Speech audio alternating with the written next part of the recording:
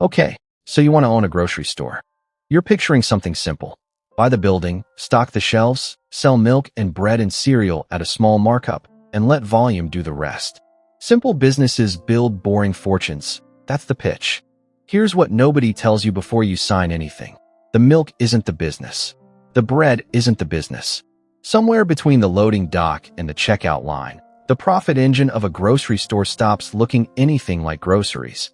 And if you don't know where it's hiding, you'll watch a business doing $100 million a year in sales lose money in a bad quarter. That's not a hypothetical. That's the default. Start with the biggest grocery chain in America, Kroger.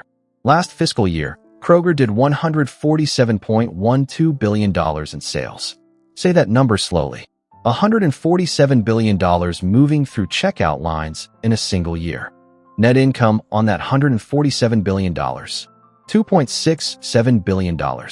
That's not a typo, and it's not a bad year. That's Kroger running well. Run the percentage, and it gets uncomfortable fast. That's less than 2 cents of profit for every dollar that crosses the register. And Kroger isn't an outlier. The average grocery store net profit margin runs between 1% and 3% of revenue, a band so thin that a single bad quarter of shrinkage, spoilage, or supply chain disruption can push a profitable store into the red. So where does the other 98 cents go?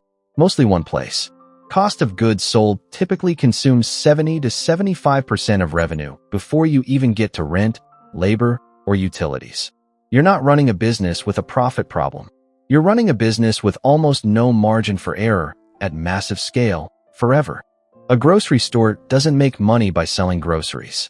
It survives by selling an enormous volume of groceries while losing almost nothing on any single one of them. The revenue is a mirage. The discipline is the business. Walk into any supermarket and look at the shelf. Every inch of that shelf looks like inventory. It isn't. It's real estate.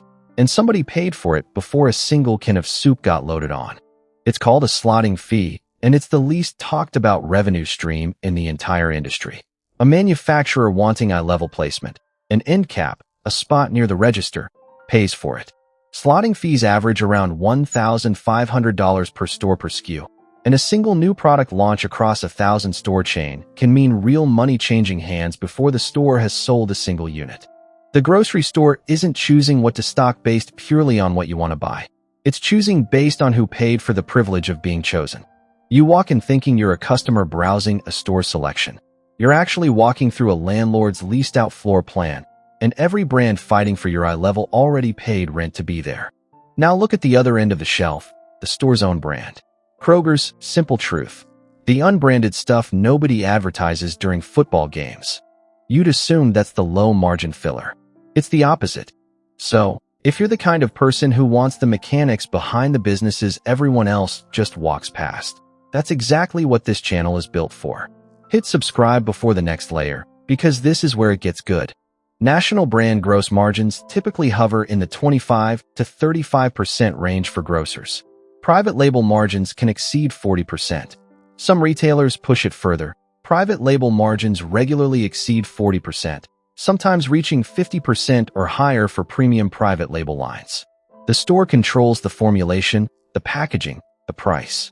There's no manufacturer taking a cut and no slotting fee to collect, because the store is the manufacturer's customer and the retailer at the same time. The no-name box on the bottom shelf isn't the cheap option the store is stuck carrying. It's the most profitable item in the building, dressed up to look like the one thing in the store that isn't trying to make money off you. Center store, the aisles of canned goods, cereal, and pasta, is where a grocery store spends most of its real estate. It's also where it makes almost nothing. The department quietly propping up the entire building is the deli counter and the prepared foods case. Deli and prepared foods can contribute 15 to 25% of total store profit from just 5 to 10% of total store revenue. Restaurant-style margins running inside a grocery footprint. Meanwhile, the store is fighting a constant leak on the other side of the ledger. Industry-wide shrinkage, theft, spoilage, damage, runs 2 to 4% of revenue, on margins already sitting at 1 to 3%. Every grocery store is running two businesses under one roof at the same time. A high-margin restaurant subsidizing a razor-thin general store, and the entire operation lives or dies on which one is winning that week. A typical supermarket carries somewhere north of 30,000 items.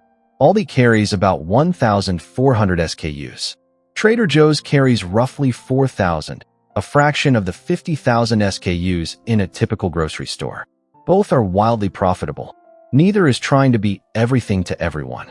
Joe Colomb built Trader Joe's on the opposite instinct of a normal supermarket. Instead of stocking 5 peanut butters, find the one worth stocking and cut the rest.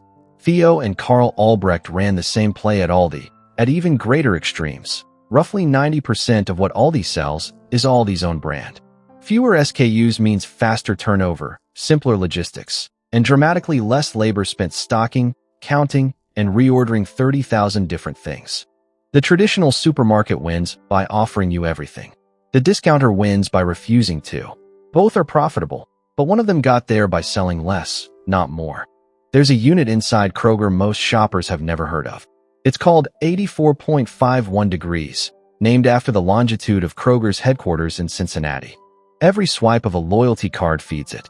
84.51 degrees is Kroger's retail data science, insights, and media division, built from first-party data sourced through the Kroger Plus loyalty card program across over 60 million U.S. households.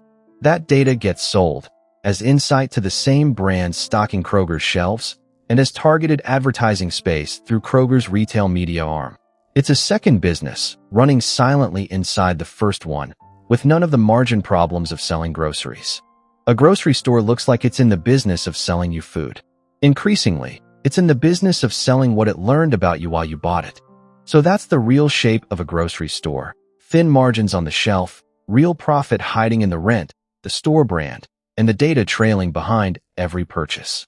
The core product is barely where the money lives. That pattern shows up somewhere even stranger. Take an airport. You'd assume an airport makes its money from planes, landing fees, gate charges, airlines paying to use the runway. Non-aeronautical revenue represents nearly half of total U.S. airport income. And the single biggest piece of that isn't retail, it's not duty-free, it's not restaurants. It's parking.